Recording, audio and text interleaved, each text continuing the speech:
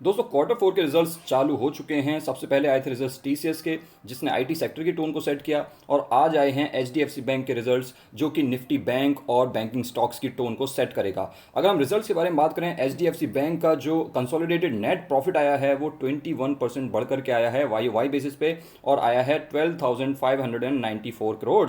अगर हम बात करें कंसोलिडेटेड रेवेन्यू के बारे में, तो उसमें बढ़ोतरी दिखी है 20.3% की वाई बेसिस पे। लेकिन दोस्तों बैंक्स का जो मेन धंधा होता है वो होता है नेट इंटरेस्ट इनकम, जो कि डिफरेंस होता है कि कितना इंटरेस्ट अर्न किया और कितना इंटरेस्ट लोगों को दे दिया। क्योंकि आप लोग जब एफडी करते हो तो भाई आप लोगों को इंटरेस्ट मिलता है, लेकिन जब यही पैसा लोन्स में दिया जाता है तो वहां से इंटरेस्ट मिलता है। तो यही जो डिफरेंस होता है ये नेट इंटरेस्ट इनकम होता है, और यही मेन कमाई होती है किसी भी बैंक की। तो उसके बारे में अगर हम बात करें तो 23.7% की ग्रोथ नेट इंटरेस्ट इनकम में दिखी है, जो कि हो चुकी है 23,351 करोड़ एज अगेंस्ट 18,872 करोड़। सो दोस्तों यहाँ पे बड़े बड़े नंबर्स दिख रहे होंगे आपको और लग रहा होगा यार कितनी ज्यादा इंटरेस्ट इनकम है, लेकिन दोस्तों ये सारी एब्सोल्यूट नंबर्स बिल्कुल भी मैटर नहीं करते हैं। मैटर करता है कि कितनी एक्सपेक्टेशंस थी और किस तरीके के रिजल्ट्स आए हैं। तो अगर मैं एक्सपेक्टेशंस के बारे में बात करूं तो यहाँ पे आप देख सकते हो, एक्सपेक्टेशंस जो लगाई जा रही थी वो लगाई जा रही थी कि प्रॉफिट आएगा 12,181 करोड़, लेकिन जो अभी मैंने आप लोगों को प्रॉफिट दिखाया था पिछले पेज पे, वहां पे तो प्रॉफिट थोड़ा सा इससे ज्यादा ही आया है, 200-300 करोड़ यहाँ से ज्यादा आया है।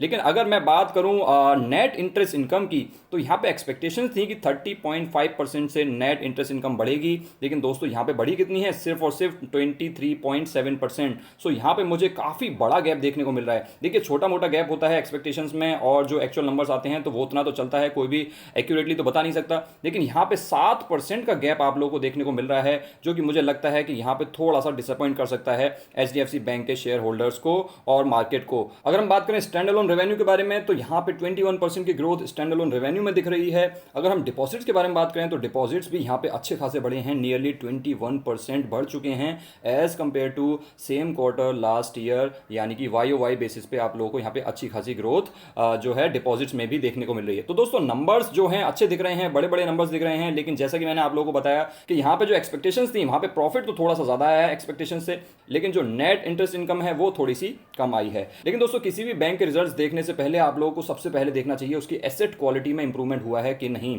ये क्या होता है दोस्तों, एसेट क्वालिटी का मतलब है एनपीएस, कितने नॉन परफॉर्मिंग एसेट्स हैं और वो कम हो रहे हैं कि नहीं हो रहे हैं, और वो यहाँ पे कम हुए हैं, कितने कम हुए हैं वो भी अगर आप देखोगे तो आपको यहाँ पे देखने को मिलेगा कि जो एनपीएस हैं वो 1.12% हो गए हैं as against 1.23% from previous quarter. So quarter on quarter basis पे देखा जाता है जनरली एसेट क्वालिटी को, तो यहाँ पे जो एसेट क्वालिटी है वो इंप्रूव हुई है। लेकिन अगर आप वाई बेसिस पे देखोगे तो वाई बेसिस पे भी 1.17% से घट करके 1.12% हो गए हैं, जो कि एक अच्छी चीज है। अच्छा यहाँ पे आप बैंक्स भी डिविडेंड देना स्टार्ट कर दिया है। बैंक्स ने भी यहाँ पे 19 रुपीज पर शेयर का एचडीएफसी बैंक ने डिविडेंड दिया है, जो कि पिछले साल से थोड़ा सा ज्यादा है, और ये अगर आप करंट मार्केट प्राइस के हिसाब से देखोगे तो 1.25% के आसपास आप लोगों को यहाँ पे डिविडेंड मिला है, जो कि एक बैंकिंग स्टॉक के लिए मेरे हिसाब से अच्छी खासी डिविडेंड यील्ड है। अब अगर दोस्तों एचडीएफसी बैंक के चार्ट पे नजर डालें तो ये आप देख सकते हैं, वीकली चार्ट लगा लिया है मैंने, और ये आप ट्रेजेक्टरी देख सकते हैं, बहुत ही शानदार ट्रेजेक्टरी है। पिछले 1.5-2 साल से बिल्कुल मूव नहीं कर रहा था स्टॉक, लेकिन अभी भी अगर आप देखोगे तो अपने ऑल टाइम हाइज के आसपास खड़ा है। मार्केट के ऑल टाइम हाइज क्या है, 18,600 18,800 के आसपास हैं,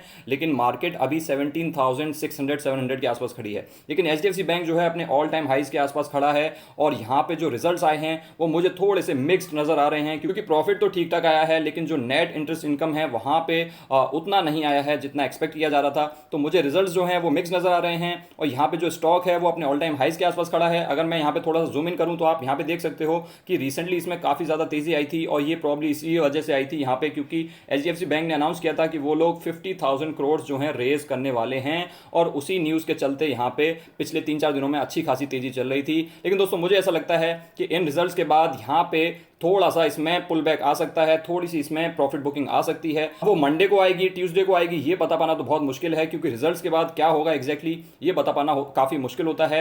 लेकिन मुझे ऐसा लगता है कि यहाँ पे कुछ ना कुछ आपको profit booking in times to come देखने को मिल सकती है। बाकी अगर आपको ये वीडियो अच्छी लगी हो तो आप इस वीडियो को लाइक कर सकते हैं, और इस तरीके की वीडियोस पाने के लिए चैनल को सब्सक्राइब कर सकते हैं। Thanks for watching guys, I will see you next time.